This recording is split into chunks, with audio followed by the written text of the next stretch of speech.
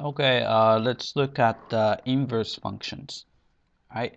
So inverse function is basically a reverse process of original function. Right? Let's visualize in a diagram. Right? Let's say you have a function which looks like this. 1 maps to B, 2 maps to C, and 3 maps to A. Right? Then inverse function is simply just can be obtained by reversing the direction of the arrows.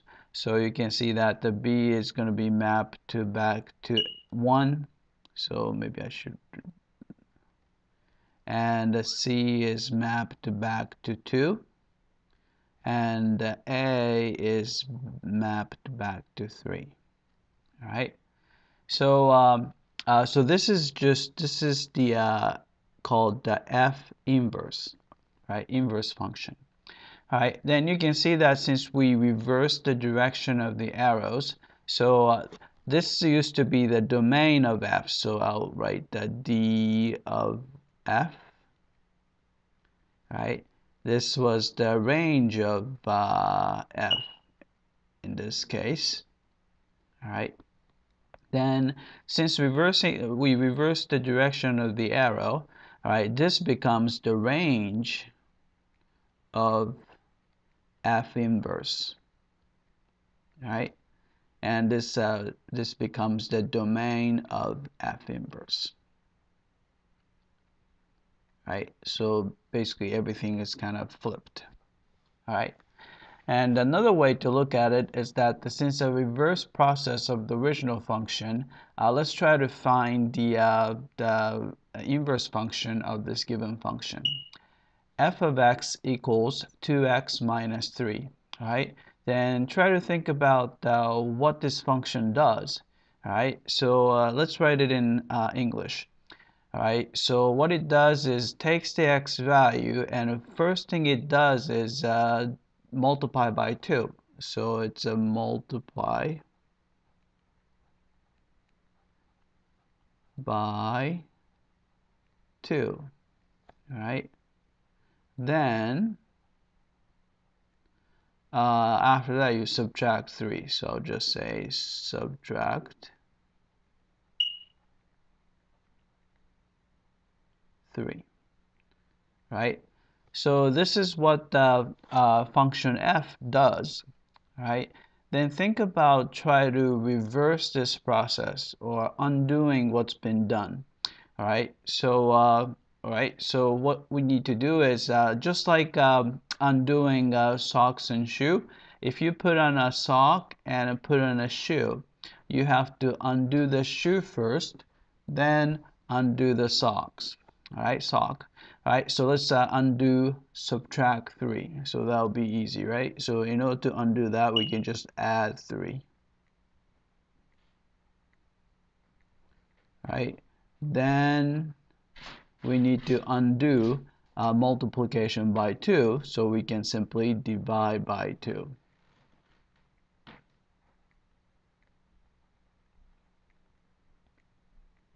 All right? So we can actually find the formula which does exactly this. All right, so this is, I'm gonna call it F inverse of x. All right, so first we take the x value and add 3 to it, so we have plus 3. All right, then divide the result by 2, so divide the whole thing by 2. Right?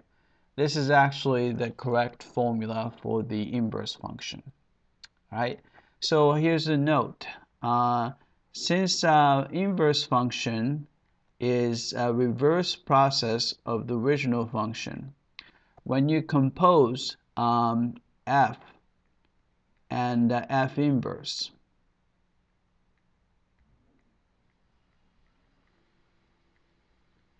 then it basically kind of cancel each other out, because you apply f inverse and you apply its reverse process, so they cancel each other out, and what you end up getting is just x.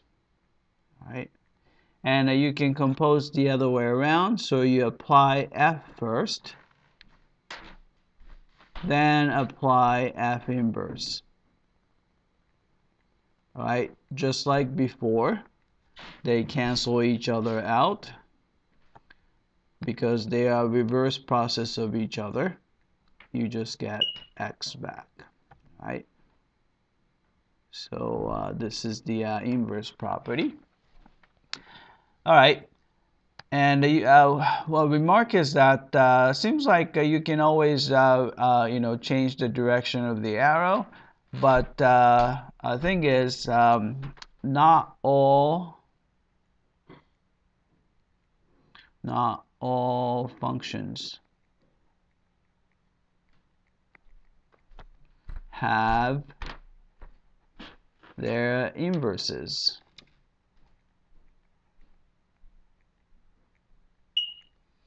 Alright, here's an example. Alright, let's look at this function. 1 maps to A, 2 maps to B, and the 3 maps to B. Alright, so let's try to reverse the direction of the arrow. So this guy goes back to 1, B back to 2, and B also back to 3. Alright, and what's wrong with this guy? Right, so you can see that B is actually mapped to 2 and 3 at the same time. So B is actually a troublemaker, which violates the definition of the function. So you can see that this is actually, we thought that this would be an inverse function, but this is not, since it's called a function, but this is not a function, right? So there's no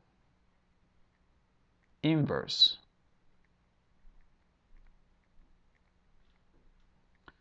For this function. Right? So what caused the problem is that here, if you have two different element in the domain is actually mapped to the same element in the codomain. So that's the problem. So we have to eliminate that. So there's a function called the one-to-one function. So we just add the extra condition. All right.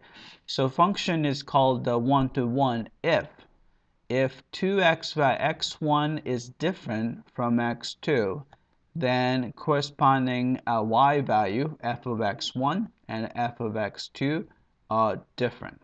All right. There's an easy way to check a one-to-one function if you have the graphs of the function. All right. So let's look at the following two graphs. All right. And this is called the horizontal line test. A function is one-to-one if no horizontal lines intersect its graph more than once. All right. So here's a graph, and you can easily see that here. If you put a horizontal line right here, there will be 1, 2, 3. So there are more than one intersection points. Therefore, this is the graph. This is not one-to-one function. So this is not one-to-one since it fails the horizontal line test. All right. About this one, if no matter where you draw your horizontal line here, and we can only intersect once. Alright, so therefore it passes the horizontal line test. So this is a graph of a one-to-one function. Alright, so it's fairly easy to check graphically. Right. Note that remember we talked about the vertical line test. Right, vertical line test. Right, vertical line test is for checking to see if the curve is the graph of a function. So it's checking for function, right?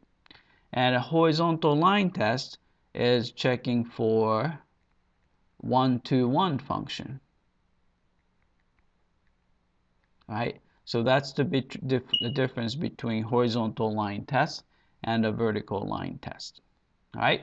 So this is the concept of inverse functions. I hope that this was clear.